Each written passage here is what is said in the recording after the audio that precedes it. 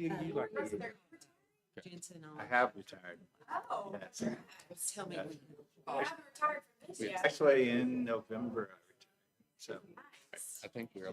How many more years? I got a long time to go. hey man, it is sure. It was a long term, whatever. All right, we will call to order the City of Conway Planning Commission's April 20th, 2026 meeting. Alexander, if you'll call the roll for me, please. Absolutely. Ethan Reed, Present. Alexander Bainey, I'm present. Mark Ferguson, Present. Jensen Tilkey, Brooks Davis, Here. Keena Haygood, Here. Cassidy Cook, Here. Kevin Gambrill, Here. Lori Quinn, and Grace Rains. And we have a quorum. And we will start with taking a motion to approve the minutes from our February 17th, 2026 meeting. Motion to approve. Second. All in favor? Aye. Any opposed? All right. All right, we'll move to item number 1, which is subdivision review. This is not a public hearing item. It is a waiver request to plat a lot with a depth that is 4 times the lot's widths. All right. The location is 3075 Orchard Crest Drive. The site area is 2.37 acres. As was stated, the request is from the subdivision ordinance regulations that state that a lot shall not be 4 times as deep as it is wide. But due to the size of the lot, which is Lot 4B, as well as the topographical constraints, the applicant has requested to have the lot platted in that configuration. Because it is such a large lot, there will be no other waivers or variances necessary in order to accommodate a single-family residence on this R1 lot. There were no recommended conditions, as everything on this plat has been approved by all reviewing parties. And we are just waiting for if this waiver is approved by the Planning Commission. Any questions? All right, is the applicant here to speak? If you could, please state your name and address for the record. Sir, my name is Patrick Hakeman. I'm with the Tyler Group. We're representing Mr. Shaw. I'm from 240 Skyline Drive. We're here recommending this project be approved based on the topography of the site. Everything basically past the hill is unbuildable and will be treated as such. Any questions for the applicant? All right, thank you. Thank you. All right, commissioners, I make a motion to approve. Second. all in favor? Aye. Any opposed? What's your best? All right, and let the record show that Jensen Tilkey is here and present. All right, we'll move into our public hearing items. The Conway Planning Commission makes recommendations to the City Council on public hearing items. Items reviewed on this agenda will be considered by the City Council as early as April 28th, 2026. Items not approved by the Planning Commission may be appealed to the City Council within 30 days of the date of denial. And for all public hearing items, we will have applicants speak in favor. The first applicant will get 10 minutes, and subsequent speakers will get 3 minutes. If you are with a group, we ask that you consolidate your comments and send a representative with that group. And then the same will be for those in opposition. The first speaker will get 10 minutes, and all subsequent speakers will get 3 minutes. All right, we'll start with our first item, which is a rezone property at 2270 Rosemary from R1 to R2. Hello, everyone. So tonight's first rezone is at 2270 Rosemary Drive. It's Lot 17 currently of Frank's subdivision, just on South Donaghy and Rosemary there. The portion to be rezoned is actually a portion of Lot 17. It's a 0.92 acre of a 1.27 acre lot, currently zoned R1, and the request is R2. All around the property there's R1 and R2 zoning to the east for the rest of the subdivision. It is a split zone subdivision. Their existing lot has nothing built on it except for a single family home on that northern portion that's not being rezoned. It's not in any overlay districts, and the comprehensive plan does state single family for the area. If developed as intended by the applicant, they could generate 1 extra duplex being built, which would be 14 trips a day. Traffic counts are 8,800 along South Donaghy at the Stone Dam Creek Bridge. There are no flood FEMA hazard zones for the property, and all the utilities should be available on site. Rosemary Drive is a local residential, and it does terminate at the cul-de-sac there, so there's no intended future street improvements. The applicant is intending to split a portion of Lot 16 off and then merge Lot 16 and 17 to create a third lot out of that subdivision as shown there. So the existing single-family home would stay. Lot 17A and 16R would then both be R2 lots, and the intent would be to build a duplex along each one of those lots. Like I stated earlier, Frank Sub is an old subdivision platted in the early 2000s. Fire code is going to limit the amount of structures that can be built in the subdivision, which is 30. With what's existing, which is 26, and 2 new structures, it would be 28. So we would still be under the allowed structures built off of a single access point. Abutting land uses are all single-family subdivisions, and like I stated earlier, the north half of this subdivision is R1, the south half is duplex R2 zonings. It does align with the comp plan, and if they do get approval tonight and at council, then the only thing that will be left will be to replat and to construct those duplexes. Does anybody have any questions? Thank you. Thank you. All right, is the applicant here to speak in favor? If you could state your name and address. It's Bobby French, 1021 Front Street, representing Mr. Woodley. She said it pretty good. I don't know if y'all got any questions. I'd be glad to answer any of them. Any questions, applicant? Thank you. Thanks. Is there anyone else here to speak in favor of the request? Anyone to speak in opposition of the request? And name and address, please. Yes, my name is Bobby Kelly. I live at 1320 Clarence Drive. Thank you for the opportunity to speak in opposition of this, and thank you to each and every one of you for the time and effort that you volunteer in serving the people of Conway. My argument's simple. I just live directly behind it, under consideration. And when I purchased my home there, I paid close attention to the surroundings and to the zoning, obviously. And at that time, it was zoned R1, and that fact played a meaningful role in that decision to buy. And I just believe that the current zoning is appropriate and will preserve the original intent of the subdivision and its expectations of the neighbors. And for that reason, I just ask that you guys maintain the current R1 zoning and deny this request. Thank you. Any questions, commissioners? Do not. All right, thank you. Thank you. Is anyone else here to speak in opposition of the request? Seeing there are none, we'll bring it back into commission. Commissioners? I'll make a motion to approve as presented. We have a motion. Do we have a second? I'll second. All right, all those in favor? Aye. Aye. Any opposed? Nay. The motion passes. All right, we'll move to our next item, which is a rezone property at 1355 Sherwood Lane from A1 to R2. All right, next rezone is, y'all are probably used to the area. There's been some recent development out there. It's at 1355 Sherwood Lane, which is a part of Sherwood Estates subdivision, which is a very old subdivision that a lot of it hasn't been constructed as proposed when it was platted in the 60s. But the area we're talking about tonight is 9.85 acres. That's zoned A1. The requested zoning is R2. Around it, everything is zoned A1, which is also agricultural. There is nothing existing on Lot 66 but an outbuilding, and that Lot 66 is that northern tract, and Lot 67 has a single-family home with a bunch of outbuildings. It's not located in any overlay zones, and the comprehensive plan does indicate it for agricultural use. With a rezone to R2, it's most likely going to be single or two-family uses based off of acreage alone and right-of-way. That would be 57 single-family dwellings or 52 duplexes in the form of 26 actual structures. So if that was based off of traffic, we would look at 538 trips a day or 374, depending on the land use intended by the applicant. There's not a lot of traffic projections in the area. There's 300 annual daily trips at Donald Ridge and McNutt, but greater closer to the Clayton Homes development over by the Walmart on Dave Ward. The site is not located within any FEMA flood hazard zones. Utilities run along both the east and west sides of Sherwood Lane, but will have to be extended to the site or any future subdivision. Sherwood Lane is a 50-foot platted right-of-way. When it was brought into the city in the 90s,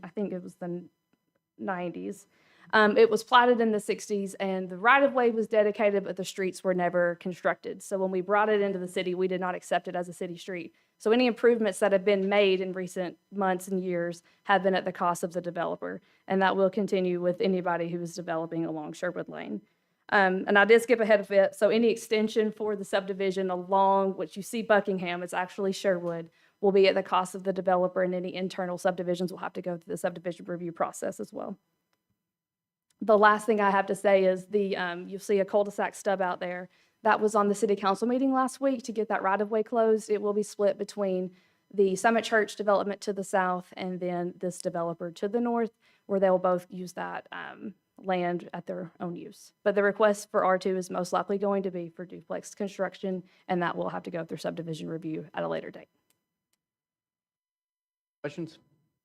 Yeah, I got one. Sure. I know it says R2 on there, but the letter from Bobby says R1. Is that Yes, just a typo? I'll let Bobby explain that one. But basically, we chatted R2 before they submitted, and then they did submit, and they accidentally said R1, and it was meant to be R2. It was just a clerical error. Okay. That was it. But we are looking at R2, low family residential development. Thank Any other you. questions? All right, thank you. Is the applicant here to speak in favor of the request? And the same drill, even though it's a new item. Bobby French, Madras, 1021 Front Street. Yes, we did, I think when we originally sent some letters out, they had R1 on there, it got typo. And we resent that out before the deadline, I think it's 15 days before, so everybody should have gotten a new letter with it saying R2. And we reran it in the paper. So, I don't know if y'all got any questions, I'd be glad to answer them. Any questions for the applicant? All right, thanks, Bobby. Thank you. Is anyone else here to speak in favor of the request? Is there anyone here to speak in opposition of the request? Seeing there is none, we'll bring it back into commission. Commissioners, Motion to approve. do we have a second? I'll second it. All those in favor? Aye. Any opposed? Motion passes. All right, we'll move to our next item, which is a rezone request for property at 2800 College Avenue from R1 to MF3. So last rezone tonight is over there near the Tucker Creek Trail on College Avenue. You've probably drove by it a million times, but it is a vacant piece of land. It's 0.71 acres, zoned R1. The requested rezoning is MF3, which is our highest density multifamily zoning, which would be 24 units an acre. All around it, we have a mix of zonings from office to restricted use and multifamily. There's nothing currently on the lot. It's not located in any overlay district, and our comprehensive plan indicates it for office or trail use. With the request for MF3, that's going to allow 24 units an acre. If you look later on through some of the supplementary documents we added, a large majority of the site falls within the floodway, meaning no constructions for permanent structures. So you can do parking, but when it comes to actual structures, they're not going to be able to put anything in that portion of the property. But the remaining portion of the site is mostly in the floodplain, where with proper floodplain permitting, they can construct buildings in that site. So that really makes that 0.71 acres very tight and hard to develop at that point. So there's definitely some constraints there. I basically, when doing the math for the units, kind of considered if the owner who's proposing to buy it is the one to the north and they're going to merge them together, that's going to obviously make more units allowed on site. So if you just were to develop that tiny little developable portion, you can get 5 units. If they merge it in with the apartment complex to the north, they could build up to 31 units and make it a part of that larger development. Whereas it sits zoned R1, they don't technically have street frontage because of that easement from the Tucker Creek Trail and the future bridge project that's coming. So it's really going to be a hard piece of property to develop. With this person coming in and developing it and merging it in, it will definitely make an unusable flooded piece of property much more able to be used. Current traffic counts are 12,000 trips at College and Pickwicket Drive. Like we spoke, there's a large portion of the property in both the floodway and floodplain. Any utilities will need to be coordinated with Conway Corporation, and we did talk about that street box drain under improvement like we see along the trails where they've been recently adding, where trails now dip under the street so we don't have overpasses. So I think we've mostly covered everything. A lot of the area in the vicinity was all historically zoned R1, but just over the last 20 years has been upzoned. We see a lot of office uses there now. We have the trail that runs through there. There's apartments. So this is kind of the last R1 holdout on this entire block north of College where we just haven't seen anything happen. And a lot of that's to do with the fact that the majority of it's undevelopable. But that is all I have for this property. Does anyone have any questions? Yes. The developable acre. The developable acreage, Ballpark. hold on. I wrote all this on a Post-it note in my office, but give me just a second. As the 0.12 acres. 0.12 acres. If you just looked at the portion that's not in the floodway or the floodplain. Thank you. All right, is the applicant here to speak in favor of this request?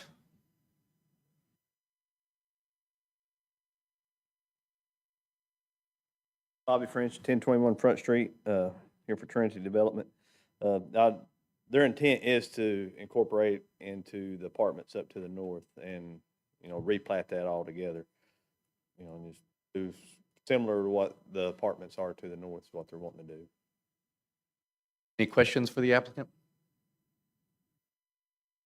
Thanks, Bobby. Thank you. Anyone else here to speak in favor of this request? Is there anyone here to speak in opposition of this request? Seeing there is none, we'll bring it back into commission.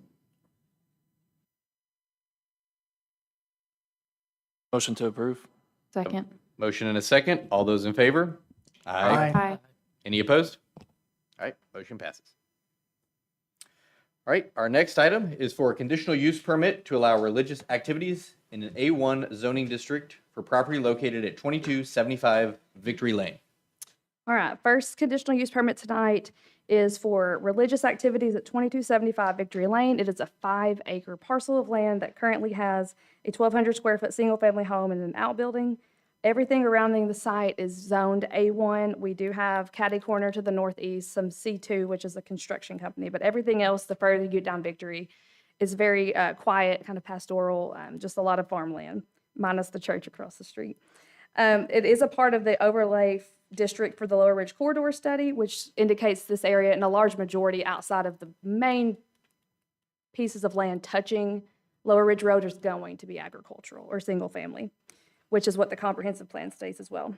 So if, based off upon the applicant's intended use, they said on most Sundays, there'll be 70 to 80 attendees at service times, which will generate around 93 trips on Sundays, fewer on weekend or during the weeknight services. There's no traffic projections anywhere in the city, in this vicinity. The closest one is the Don Owen Center, which is 8,400.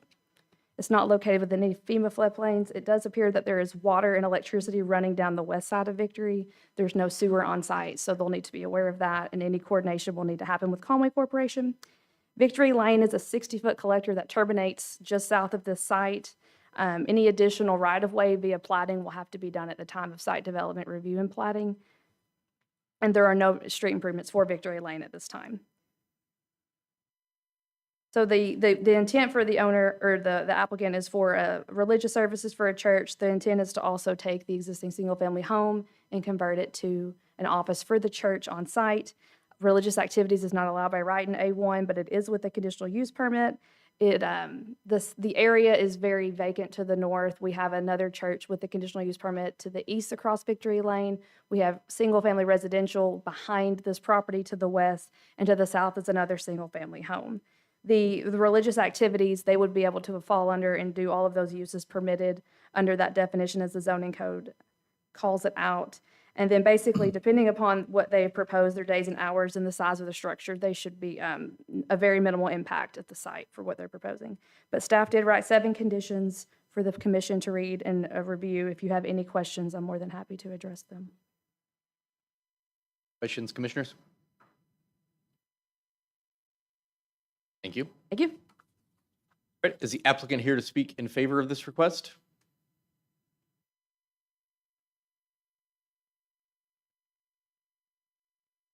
If you could please state your name and address for the record. Señores, buenas tardes. Voy a necesitar traducción.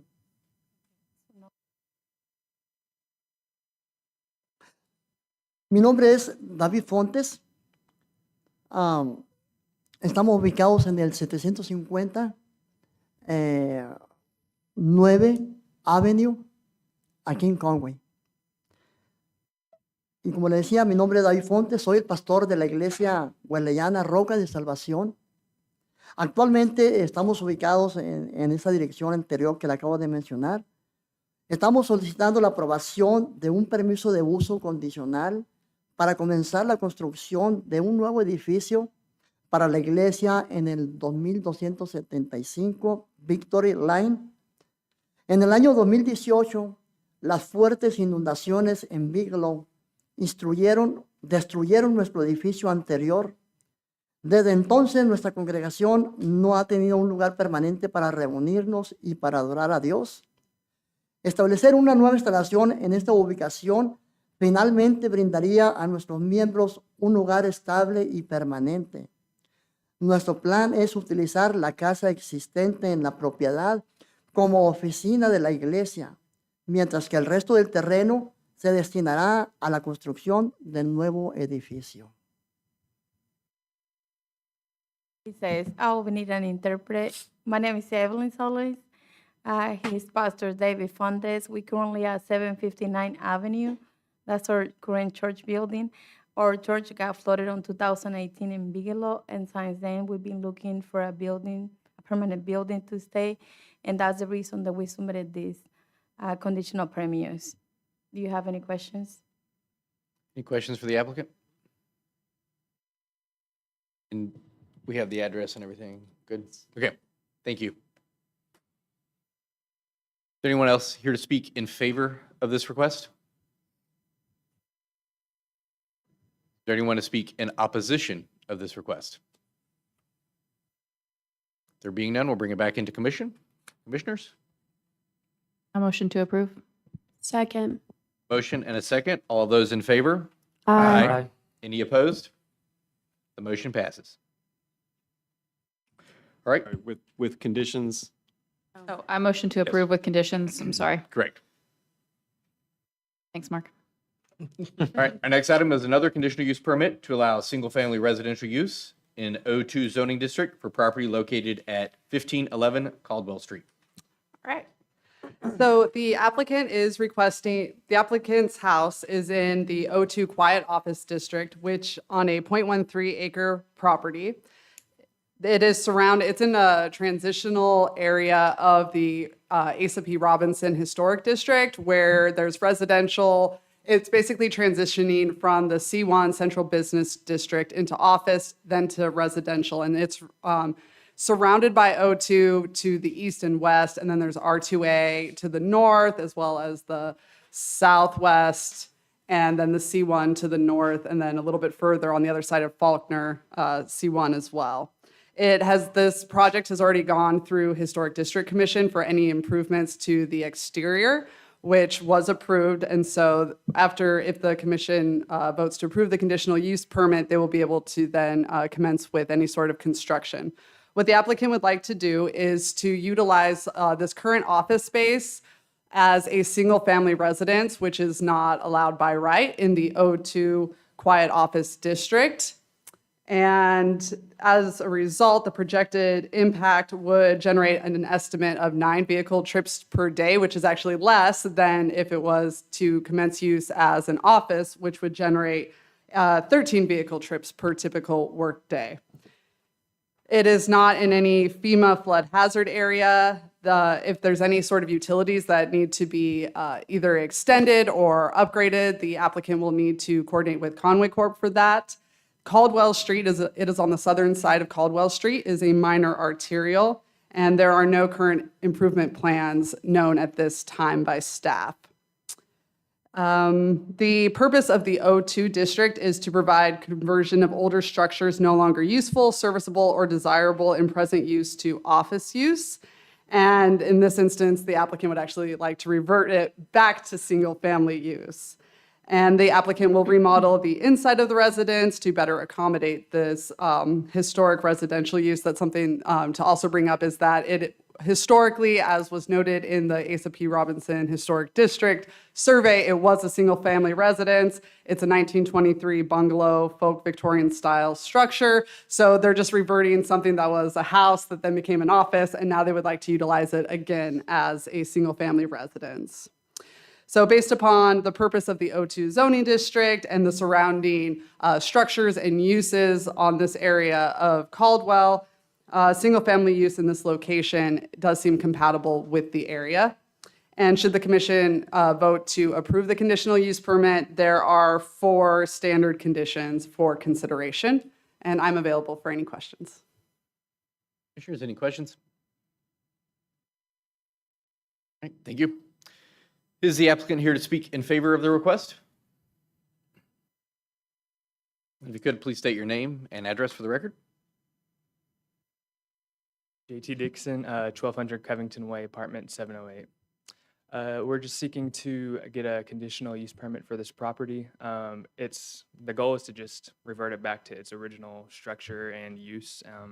Like you said, it got approved through the Historic District Commission, so we're not really changing anything on the outside, just fixing some stuff up and just replacing the siding and stuff like that. So it's a pretty simple project. And any issues with the 4 conditions that the staff has proposed there? Okay. Any questions for the applicant? All right. Thank you. Is anyone else here to speak in favor of the request? Are there any to speak in opposition of the request? Seeing there is none, we'll bring it back to commission. Motion to approve with conditions. We have a motion. Do we have a second? Seconded. All those in favor? Aye. Any opposed? All right, motion passes. All right, we'll move to our next item, which is to annex 5.34 acres located at 226 Sturgis Road to be zoned R1. Hello. I think this is the first time you guys have seen me. So this is a request for an annexation. It's 5.3 acres. They are ultimately planning to do an R1 subdivision, so single-family homes, but the location for this is about half a mile south of the Meadows Office Park or Conway Behavioral Health Center, if you're familiar with that. But the commissioners who were present last year will probably remember that we annexed a big piece of property directly to the south called Gold Creek Falls. So this is adjacent to that property to the north. Like I mentioned, if approved, we are expecting a request for an R1 subdivision. The gross amount of homes that would be allowed in 5.3 acres is about 31 single-family homes. Let's see. Gold Creek Falls subdivision to the south is currently in review with us, but if you can pull up go one more. If you see right here up at the north, there is a stub out street. So that right there is going to connect to this proposed annexation. So the future subdivision will have a tie-in. There will obviously be a significant increase in traffic at about 292 trips per day, as opposed to the few trips per day that were there with the one home that was on the lot previously. But the zoning is appropriate and consistent with the comprehensive plan and with the uses that are present in the area. So we believe that this request is appropriate. And we did receive an order from the county judge already approving it. So we've got that. If you have any questions, I'm here, okay? Any questions? All right, thank you. Is the applicant here to speak in favor of this request?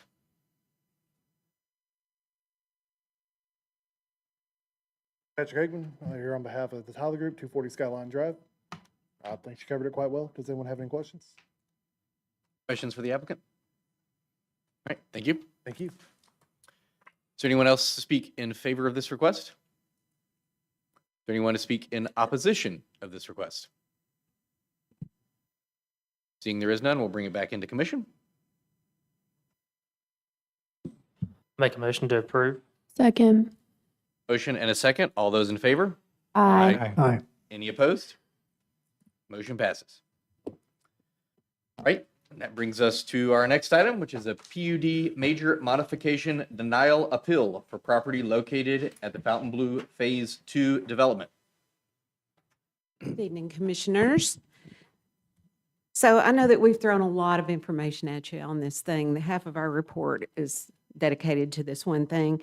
So I'm going to try to condense it down just a little bit and not give you a complete history lesson. But just for a little bit of history, this development was born out of the Central Landing Project. It was zoned as a PUD in 2014. King Air FBC, which is Mr. Burkhalter, purchased the land to do a high-end multi-family development in 2018. When they submitted for the site development review, they submitted the entire site, the entire 18.7 acres. I believe that they had some issues getting some water out there that took quite a bit of time to do, but once their SDR was approved, it was approved for the entire site, and they were free to start pulling permits and begin construction. So SDR approvals, as you know, expire after 2 years. And when they first started this, I think they built 7 or maybe 8 buildings, and then sort of took a little bit of a hiatus. I think COVID had a little something to do with that and some things like that. But it did cause the development to kind of be phased at that point. So the SER had expired, and we required them to come back and do a further SER on what we're now calling phase 2. It caused the whole thing to be phased. The second SDR was approved in 2024, and the first permits were pulled in February of that year. So I'm saying all this to paint a little bit of a picture about how much this has been reviewed by planning staff and the permit office. Each building has to be permitted separately, and so that they submit elevations with every permit, SER and all that stuff.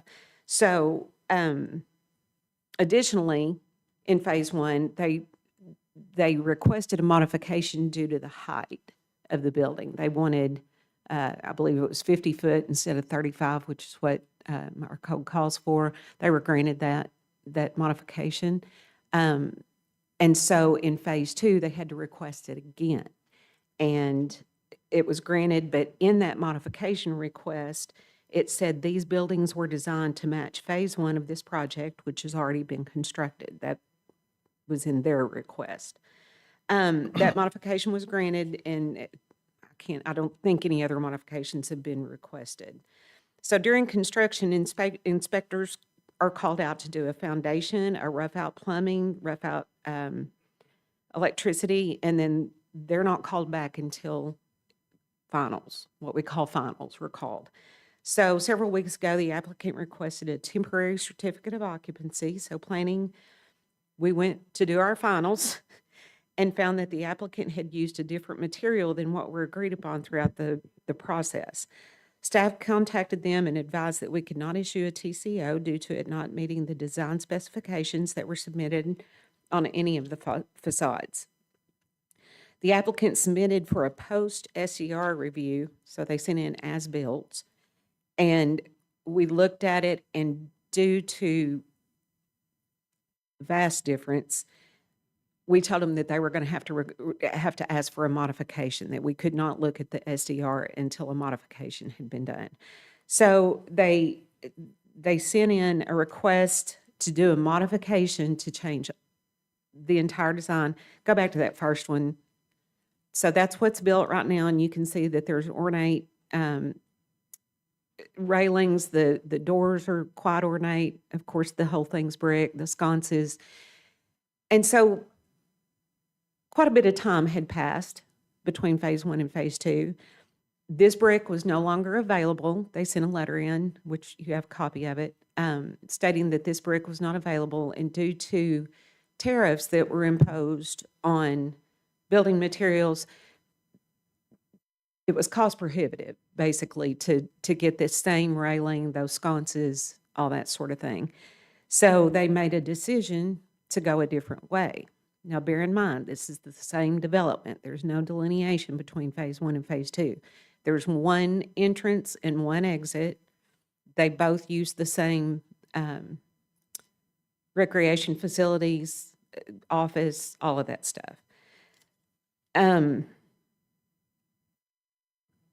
So after reviewing it, I felt like there was too stark of a difference, and I would be doing a disservice to grant the modification without additional input from the neighborhood. And when I say neighborhood, I'm talking about the Fountain Blue neighborhood. It's big enough to be considered a neighborhood in my estimation, and the advice of this commission. So I denied it, and we are here. Let me see where I've gotten to here. This is what happens when I go off script.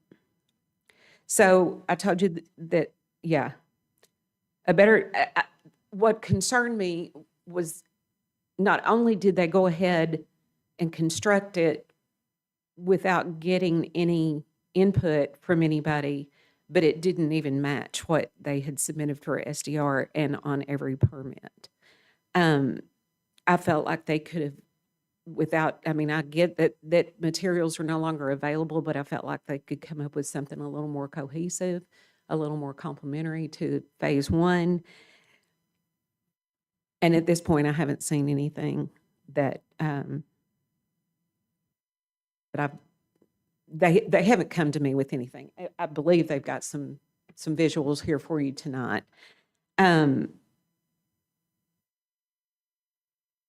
So if you have any questions for our process, and Cecil Corning, who is the Director of Permits and Inspections, is here if you have questions for him as well.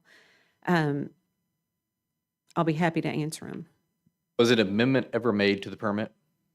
No. What was the original, when it came in as one phase or one project submittal initially? How many buildings? I believe there was 14. 14. If I'm And then that remembering first right. 2-year period, they built 8? About half of them. Yeah. Okay, at least half. Yes. And further, I don't want to keep hammering on this, but we went out there, I think it's been 3 weeks ago, to do the finals. And there were 3 of these buildings, the facades were completed on them. The rest of them were in, I think there was brick on a few of them. But today I went out there and they're all completed, just like that. Is that a hardy plank cement board? Yes, it is. And I'm not arguing with the quality of the materials or anything like that. I believe it's a quality product.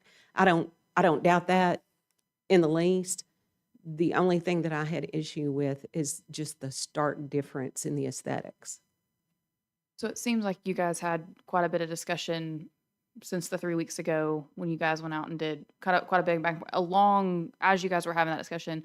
Was there any discussion from the applicant about mitigating the situation, making modifications? Did they come to you with any recommendations before your denial? They did not come to me with any recommendations. They asked me what I thought they could do, and I explained to them that I'm not a designer, an architect, But their an architects engineer, didn't come. but they have not come to me with anything so far. And then there were new renderings, I think, that were put up here that kind of show what actually was put in place. Those were sent to you guys, I'm assuming, following your inspection 3 weeks ago. Well, yes, so we told them immediately, this can't fly.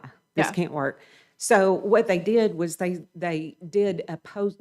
submitted for a post SCR review as built. And which included those. Yes, it Okay. did include these. And I looked at, or the entire staff looked at it. And again, I didn't feel like without further input that we could do that. So I instructed them to ask for a modification. We can argue whether it's major or minor all day long, but in my estimation, it was major. Yeah. So prior to that, you guys had the previous elevations, which Yes. had the stone, the brick, the full Fully ornate, bricked. yes, that one. Yes. Okay. That was the one that was submitted for the original SDR, the SDR for phase 2, and for each permit. Is there a required percentage of mix of brick for a multifamily unit? So when this was originally done, and the PUD, and the original governing document for Central Landing as a whole, we deferred to the MF3 standards. But they pulled out this 18 acres and submitted it to us as these are the materials we're going to use. They wanted a high-end development, which I think we can all agree Fountain Blue is. And they put to us what they wanted to use and we approved it. So because it's a PUD, any modification from that would have to be further approved. And it's been on 2 SDR reviews. Yes, and sir. 18 building permits. Yes, sir. 14, maybe 14. I can't. The brick has? Mhm. Yes, on every permit, every SDR, everything, it was shown as fully brick on every elevation. Is it standard when, correct, I might get my terms wrong. Is it standard when you're going through a post SDR or a PUD major, minor modification, any of those discussions? In your opinion, is it standard to continue construction or would you usually expect the applicant to halt?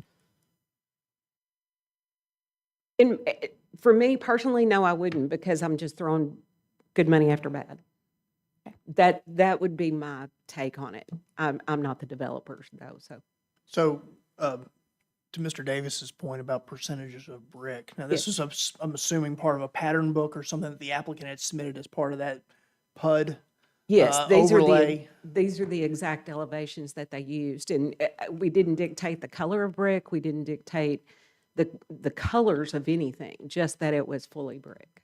Was there an internal discussion at that time about what materials were going to be acceptable if they had come up with like a different material and it wasn't brick? Was it preferable? I just kind of trying to get a sense of brick versus these other materials that are being submitted today. The other materials were never presented to us, so we didn't have any discussion. Now, once we figured out this is what they're building, yeah, there was a lot of discussion about it between staff and the applicant and the architect called me, I think the engineer. I had a lot of conversations about this with them. And Mr. Barkhalter and his, I'm going to say contingent, is here tonight to speak with you. But before I sit down, I kind of wanted to go through the options that you're going to have tonight. Number one, if you can't reach a consensus, you can always table it for 30 days. But if you have, with motions being made in the positive, and this is going to get confusing to people at home. So if a motion is made to uphold my denial, the votes will be yes.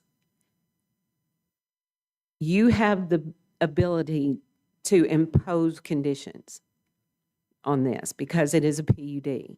So if you impose conditions, make your motion with the conditions, and then a no vote takes care of that. You see what I'm saying? Yeah. A no vote would do away with my denial and impose the conditions. Just so we're clear on that. Can I Okay? ask a question? Yes, ma'am. If we were to uphold your denial with a yes vote, what happens? They can appeal to city council. Okay. If you vote no and you override my denial, then it stops here. Okay?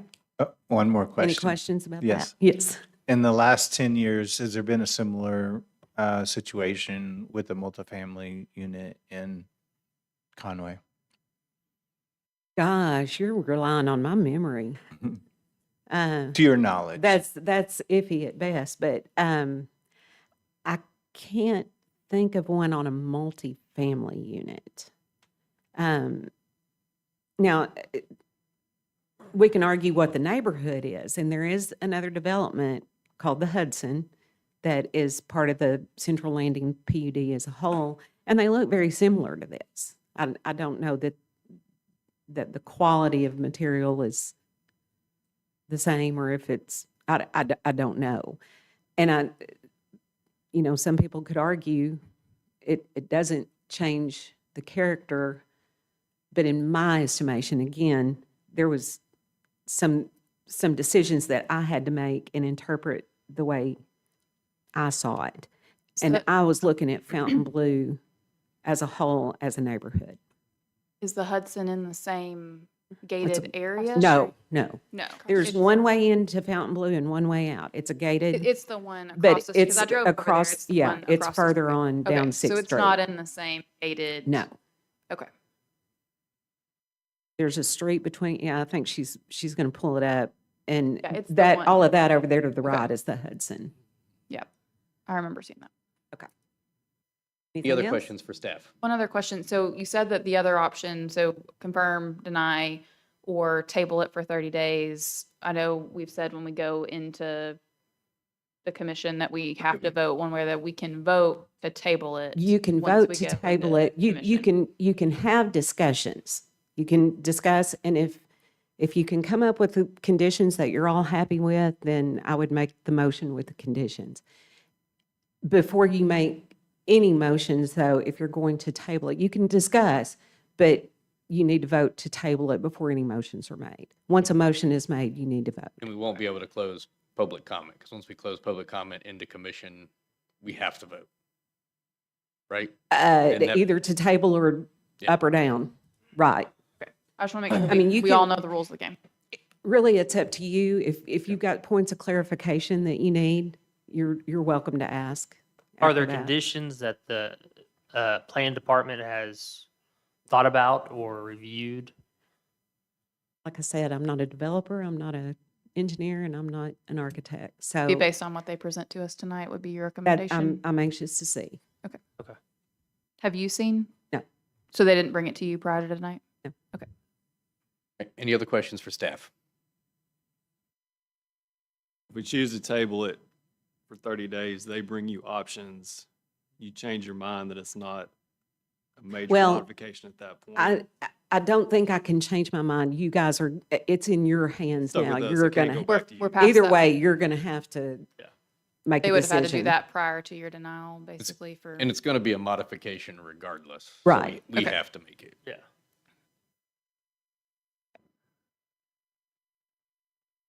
Anybody else? Okay, I'll turn it over. Thanks, Ann. All right, is the applicant here speak in favor of the request?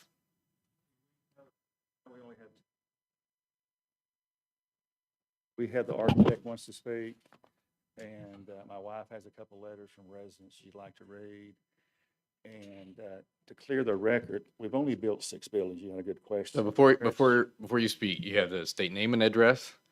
And staff does get more time because they are staff. You know, they're not bound by time, but the public input portion for and against are bound by time. So you'll have 10 minutes for the first speaker, 3 minutes for subsequent speakers, limit to 10. So, you know, we'll want to be efficient. We'll ask questions. We're here to serve the city, and we want to hear what you have to say. So I will be speaking very quickly, very fast. So name and address first. John Burkhalter, 30 Chenal Circle, Little Rock, Arkansas, 72221, 72223. Thanks, sir. Did you guys start setting these up?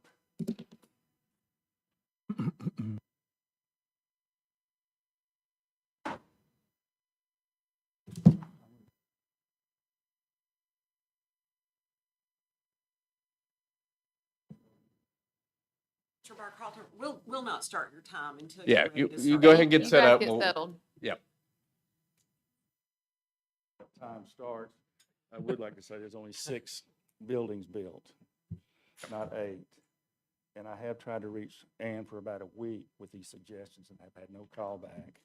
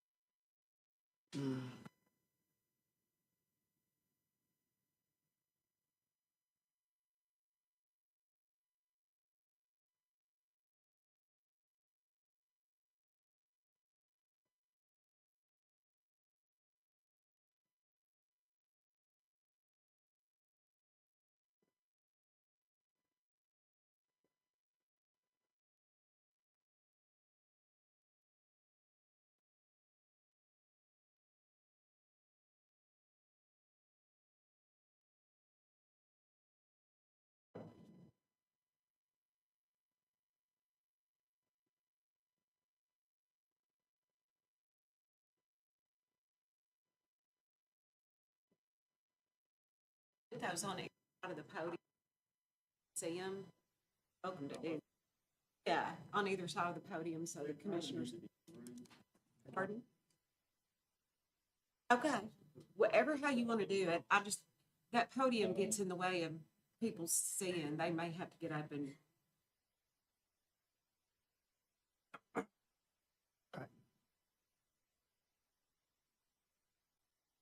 One club.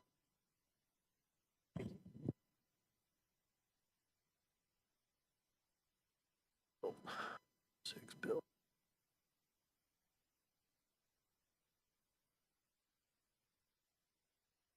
Including.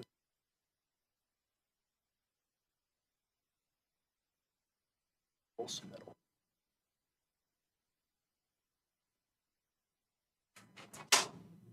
Six built. Not including. Good evening, Chairman Reed and other fellow commissioners, Ann Tucker, Director of Planning. I am John Burkholder. My wife, Penny Burkholder, is with me today. We're the owners of Fountain Blue Conway. We appreciate your time, your service, and the opportunity to address all of you. Our company was the first to purchase land from the CDC in 2018. From the beginning, we believed that Conway is a great city to invest in, and Central Landing was going to be a great neighborhood. When we began Phase 1 of Fountain Blue Conway, we understood that we were the first to invest in an underserved area, but we shared the vision of the CDC and the City of Conway. We build only high-end apartment home communities, and Fountain Blue Conway is no different. We offer some of the finest apartments in the city, and many have spoken highly of the development. Our commitment to Conway extends far beyond construction. We support the police officer, firefighters. We participate in annual community events, and we have proudly been a gold sponsor and won 2 out of the last 4 Christmas parades. We also actively participate in city events, UCA, Hendricks, and Central Baptist activities. We have demonstrated our commitment to the city of Conway, its citizens, and our residents. We are here tonight with our architect, Bill Wiedauer, who was raised and educated in Conway, my CFO, Ryan Lawson, our project manager, Brent Cornegie, our apartment manager, Adrian Kitchens, and myself, John Burkhalter, which I do have some roots here. I attended Hendricks College for 2 years and later bought my first cows and pigs at the Lewis Sale Barn. We are here asking for your approval to move this project forward. We respectfully disagree that this qualifies as a major modification, but we are here in good faith and with respect for the process. Ann Tucker deemed the material substitution as a major modification based on the interpretation of a major modification, and I have this on the board if y'all do want to come back and we can read it. Because we disagree. Major modifications are tentatively granted by the Director of Planning and Development and require City Council notification. A modification that would result in any of the following will be deemed major. Expansion of the types of land used specifically allowed in the approved final PUD, no change. Change in the character and function of the driveways or streets approved in the final PUD, no change. Foreseeable significant increase in traffic volume or foreseeable negative impact on traffic flow, none. Reduction in the amount and/or distribution of common space, no change, or green service space, no change, or any significant change to the nature or character of the approved development, no change. Additionally, the Director of Planning and Development may elect to follow the method for major modification approval for any modification of any less magnitude, particularly if such modification is deemed to be in the public interest. We did have the signs out, and we did advertise in the Arkansas Democrat Gazette, or the log cabin. And specifically calls out that it is a major modification to any significant change in the nature and character of the approved development. We disagree that the change of the facade changed the nature or character of the development. We were the first to build in Central Landing and in such establish the character of the neighborhood. The nature of our development has been and will always be Class A apartment complex. Since then, additional developments have followed, including new apartments, many storage homes, commercial buildings, and a recreation center. All of these developments use a variety of exterior materials. Our development is the cornerstone of this neighborhood. We did not diminish the character, we helped to elevate it. So these are the exhibits I'd like to start with.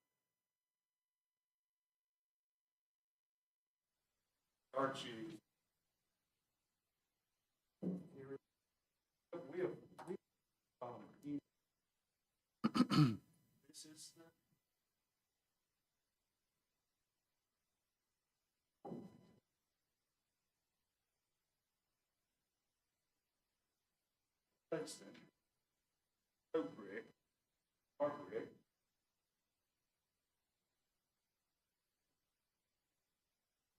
Like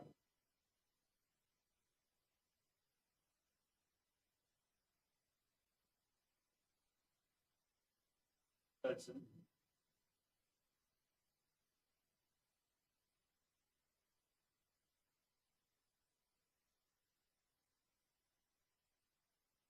All of the ground.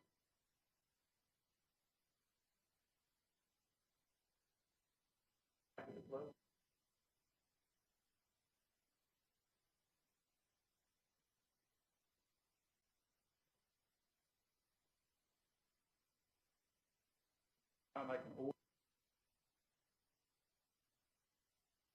paste, sauce. These are still.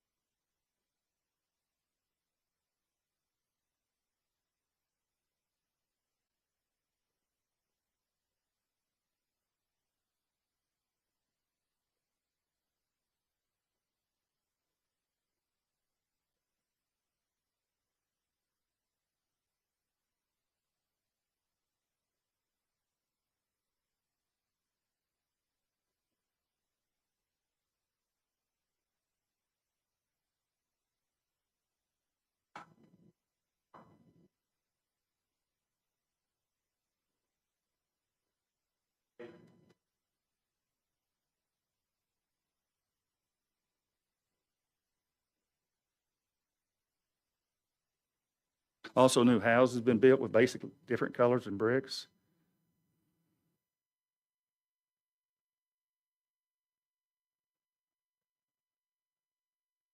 These examples demonstrate that the neighborhood already includes a wide variety of materials, colors, and designs. And the Hudson is so very close to the outside of ours, and it's just in the same neighborhood. The city has worked closely with us throughout the foundation inspections, framing, mechanical, electrical, plumbing, etc. It was only when we are basically finished. All these people, all these city people have been to this job site, but they didn't see it, and then they refused to let me open. The changes explained tonight were caused by circumstances beyond our control. A brick manufacturer shut down, causing our current brick to become unavailable. Tariffs on imported materials created serious supply issues due to cost. Some materials became unavailable. Faced with those realities, we made the responsible decision to select available quality materials so the project could continue moving forward. Had we thought for a minute that we needed to go to the Planning Commission, I'd be a fool if I didn't do that. We never considered a major modification, and my architect is going to speak to that too. So we went with these new materials and we continued moving forward. We've been at a great pace. We've only been under construction a year and a couple months now, and we are scheduled to finish in January and February.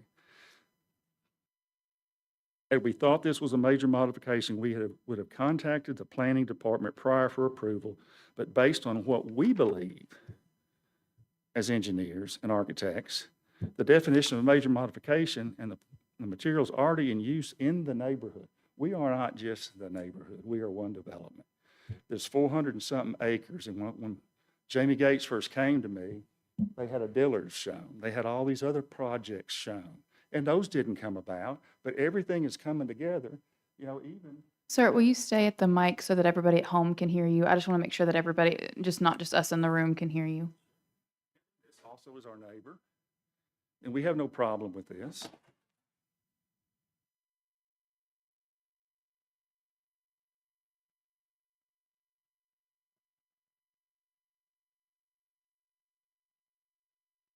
Mount Blue Conway provides much-needed housing, quality housing for the city of Conway. Conway is a special place. It's a wonderful place. It's one of the fastest-growing cities in the state, but people need to move here Interest rates are so high, they need a quality place to live. We're gated. We have off-duty police officers that live in our development. We do not have crime within our gates and our fences. We respectfully ask the Planning Commission to approve this modification as built, or to select from what we're going to present with some other color bricks today, which I believe, and my architect, we got it right the first time. We got the right colors. We pulled up the black, the gray, all the different colors from the swimming pool, the granite columns that are used throughout the development. And lifted up something from a letter from Holloway that said that these buildings were designed to match phase 1 of the project, which has already been constructed. This was from a June 24th letter from the engineer asking for a variance on the height. Now, do all the plans show it? Yes, but this is what she lifted up for you. So this was not correct. This was an engineer stating, engineers are concerned with utilities, height, width, lengths of buildings. But is it on the plans that were approved? Yes. But we did not know until we actually went into construction that these things were not available. We also made comments to Ann on the 9th. We got it out at like 7:30 at night, and she hasn't taken my call since. And we responded to all that and the things we wanted to show you here. So it's not true that we did not try. And Ann's been the point person. You've been great to work with.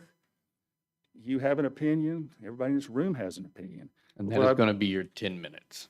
And I just want to clarify too, my phone is set for if somebody calls my phone, it's my personal cell phone. Right. And I don't have them in my contacts. It sends it straight to voicemail, and I'm sorry, I haven't seen them. Okay.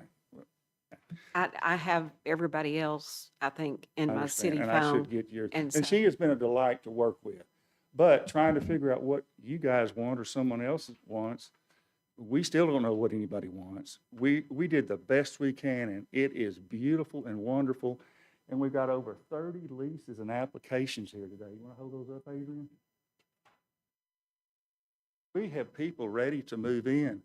The public loves the facility, so I'm going to ask now, my wife Penny is going to read 2 letters from 2 residents. And so if they are not here or did not submit them directly to the commission, they cannot go into public record. They either need to Can she submit, not read them? so it should be reading them into public record. So they have to be submitted by them or they have to be here. So they can't submit them on behalf of folks. Well, we're still learning and still being rejected. But we have 2 wonderful letters. One's an elderly lady who's lost her husband. She lives in phase 1. She wants to live in phase 2 on a ground floor in a 3-bedroom, and she needs to move in as soon as possible. So now can Bill Weedair, the architect, speak? Yes, and he'll have 3 minutes. Do we ask him questions first, or do we wait? So let's wait, and once we get through the public hearing, we will have questions for you, and you will have opportunity to answer those questions, and obviously we'll look at your options, and we're going to give you the fair amount of time to do that. The public hearing is, Understand. we have guidelines in and how we need to totally roll for that. understand. I apologize for running over. You're good. Thank you. And if you could please state your name and address for the record, please. Bill Weedower, pardon me, 7325 Rockwood Road, Little Rock, Arkansas. I would like to just make a few points. I did talk to Ann last week, and she was 100% correct in that I did ask what she thought we might be able to do. One point I want to make is we want to do, within reason, everything we can do to get this project open. We do disagree somewhat on the definition of neighborhood, and smiling at that too. Everybody has their I know. opinion. But this project, as John said, is a extremely nice apartment complex. I'm not sure why the difference, I mean, and please understand, I've done, I can't even count how many PUDs I've done over the years. I did primarily multifamily housing for about 40 years. I've done it all over the South. I've been to planning commissions, meetings all over the South. Nothing's the same, but they're all similar. But the fact that the two phases are different, I'm failed to understand why that makes a difference with the purpose of the project. Purpose of the project is to provide Class A housing. We did, when I talked to Ann, she did, or we discussed some possible options. I'm going to show you a couple here, but well, I guess I can show you that now. One of the the options that we came up with, and we have constructed a couple of panels out at the building site. The one on the left is the existing brick with a color. I could tell you the name, but it wouldn't look like the color, so it doesn't matter. But this, both of these colors are in phase one brick. And that is a blended brick. There are probably 5 or 6 different colors in that project. Trying to find a couple, and we can't make these look like that brick, but we can get in the neighborhood of the color range. So it might not be as stark a difference between the two. The second one is actually this color painting the brick and then a complementary color above that. And when I picked it out from a little 2x2 square, it didn't look quite that orange. That's something I should have gotten a bigger sample. But the point being, whether you like these colors or not, the point being, we are trying to find a way to get this project finished to provide the housing that it was meant to be. And your 3 minutes are up. Okay. And so as far as options and how we look, we move forward, we'll move that once we hear for and any opposition, then we'll discuss some options. Thank you very much. Thank you. Is there anyone else here to speak in favor? Name and address, and you also have 3 minutes. Ryan Loston, 3018 Coldwater Drive, Benton, Arkansas. I just have a quick clarification earlier. So back in 2018, the SDR was approved for the whole phase. Then come back 2024, it was reviewed for the second phase. And then the permits were pulled January 15th of 25. And then the material that was found to not be available was discussed with the vendors after those dates. So we didn't, when we went for the second SDR, we did not know these things at the time. So we're contacting our subcontractors and everything, and then later you source materials and stuff like that. And so at that time, then we're going to check with the suppliers and stuff like that. So I just wanted to make a clarification on the timing of the SDRs and the pulling of the permit. Great, awesome, thank you. All right, is there anyone here to speak in opposition of this request?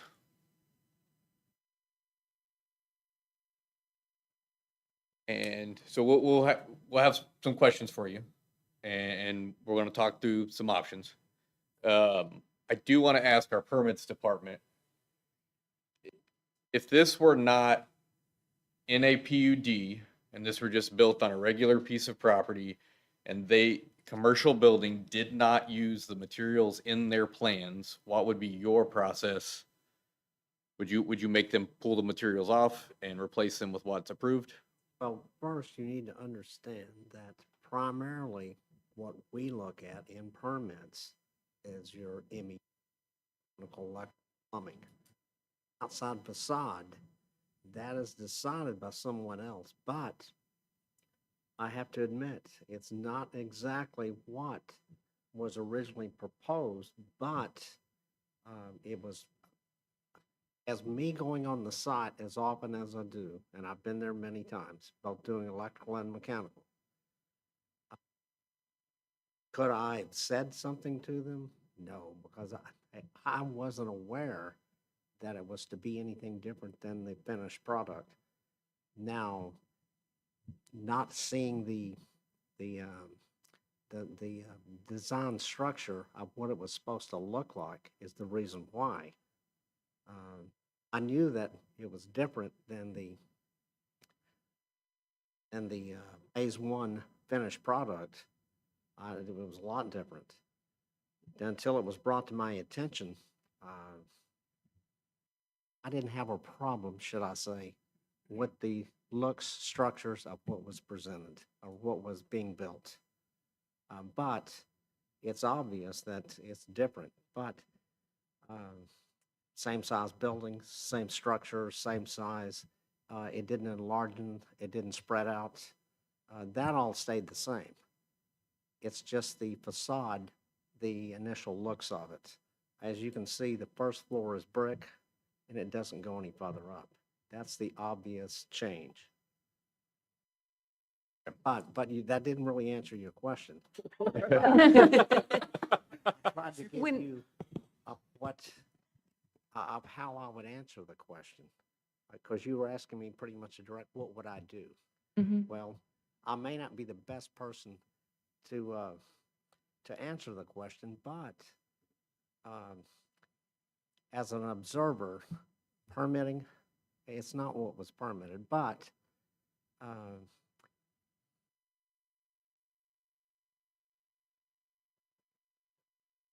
If the electricity or the mechanical or the foundation or something that is within the purview of the inspectors wasn't done, they would be required to rip it out and do it initial right. inspectors. Now, the building is permitted for such as all of that, the building framing, so forth.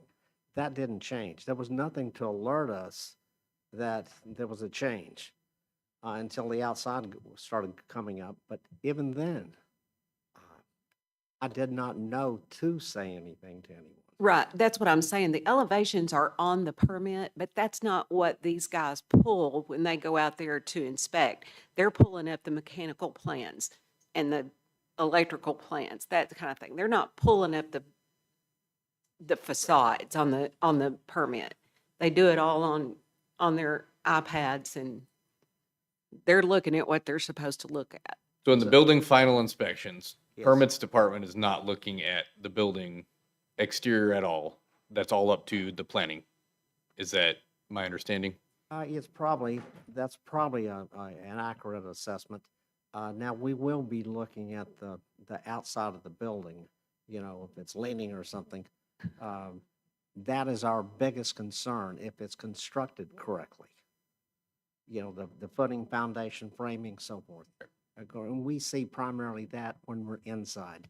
The outside, of course, we also are directed to look at the other features of the outside, like the sidewalks, the parking, such as that. Any questions for permit staff? Well, he's up here. I don't think he still answered your question. Yeah, so ultimately, where I, thinking through it, as an architectural professional, typically when you make a modification to something that is permitted, you would submit an amendment to your permit. That's Even if it's not in a PUD. That's the normal process.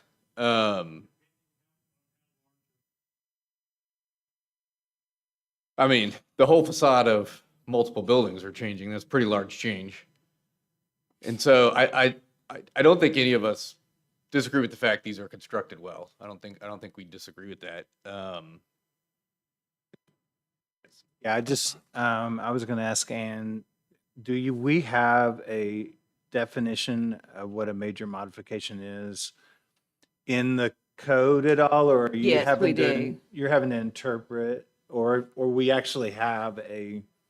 There's some gray area. I'm going to have them pull it up in our zoning codes so that you can see the difference. One of the things is if It's it in the changes agenda. the character of the neighborhood, and that was kind of what I was hanging my hat on. Okay. Which page, Cassidy? And I noticed. Staff, what page?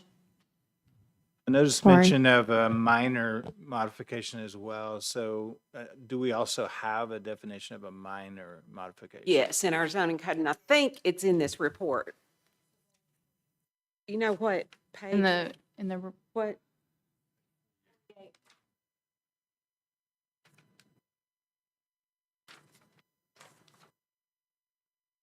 So I will just.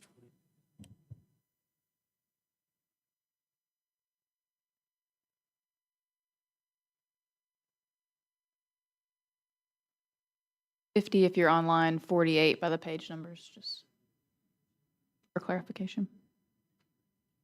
I see that, okay, well, a modification that would result in any of the following will be deemed major expansion of the types of land. Okay, so he went through all of that. The thing there that I'm hanging, that I'm basing this on is the change in the neighborhood to the nature and character of the approved development. I felt like they changed the nature of this development. Yeah, That- so I mean, of the approved development, I Any think is the word. significant change to the nature or character of the approved development. Additionally, the Director of Planning and Development may elect to follow the method for major modification approval, which is any modification of a lesser magnitude, particularly if such modification is deemed to be in the public interest. That's straight out of our zoning code. So it does leave some room for interpretation, And this is an individual PUD not tied to the rest of. it was originally all of the central landing, and Mr. Burkhalter pulled out 18 acres of it for this development. So it's still zoned PUD But it's all under one PUD governance? originally, yes. Currently, though, it's on, this 18 acres is its own separate PUD. Is that accurate? Well, no, it's a PUD, and then the rest of central landing is also a PUD. So it's a separate PUD is what I'm Right, asking. right. Okay, it's its own individual PUD. And the original governing document, when Central Landing did this back in 2014, they deferred to the zoning code MF3 design standards. Which